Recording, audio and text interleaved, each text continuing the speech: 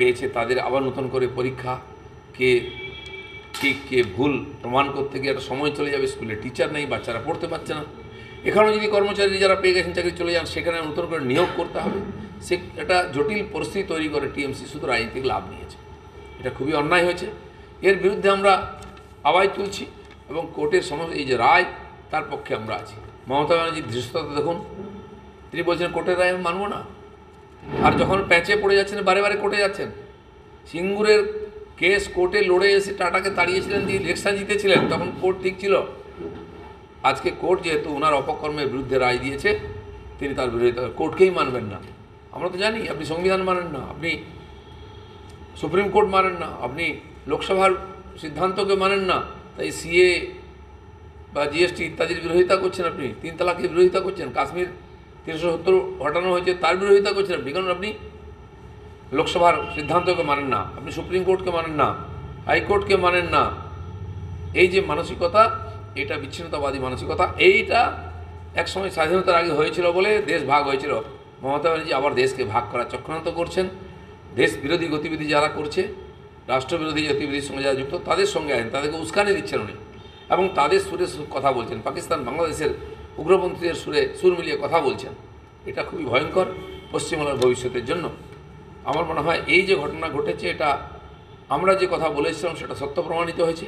পশ্চিমবাংলার মানুষকে আজকে ভাবতে হবে যে এখানে কেন্দ্রের পাঠানো সমস্ত সুবিধা, প্রকল্পের সুবিধা, সে রেশন চুরি করে নেবে, চাকরি চুরি করে নেবে, 100 জনের কাজের টাকা, বাড়ির টাকা, শৌচালয়ের টাকা চুরি করে নেবে।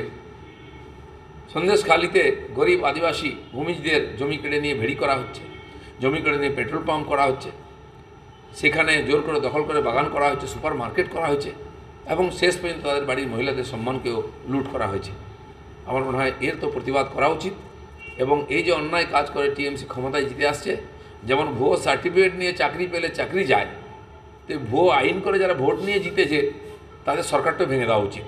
কারণ কি, এটা অনৈতিকভাবে সরকার জিতে এসছে, মানুষকে ধোকা দিয়ে সংবিধানের আধারের বিরুদ্ধে, সংবিধানের যে আত্মা আছে তার বিরুদ্ধে এই রাজনীতি করা হয়েছে। সেজন্য এর বিরোধিতা করে আমরা চাইছি এটারও ব্যবস্থা নেওয়া উচিত, যে সরকার মিথ্যা প্রতিশ্রুতিতে জিতে আসে সেই সরকারের আদৌ ক্ষমতায় থাকার অধিকার আছে কি না সেটাও বিবেচনা করার দরকার আছে আদালতে। এবারে